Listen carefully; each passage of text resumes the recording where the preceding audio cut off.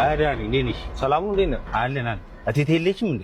የለችም። ለምን ፈለካት? ሁለተኛ እንዳታንኳኳ ብያ ነበር እንዴ?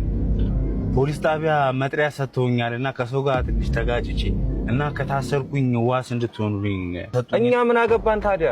በፈልገ በገባው ጣጣ ውስጥ እኛ ምን አገባን? ራስህ ትወጡ።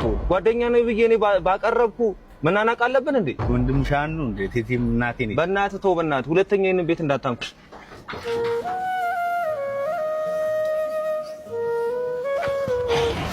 ማን ነበር ያንኳኳ? ዱርዬው ቦቼ ነዋ። ተጣልቼ ምናምን ዋስኑ ምናምን መጥሪያ ተሰጥቶኝ ምናምን ይላል። እኛ ምን አገባን ሲጀምር?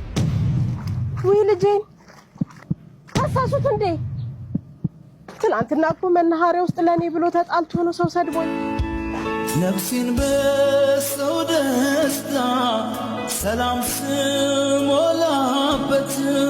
ስሜቴን ጎድቼ ለኔ ሳልኖርበት ሰጠው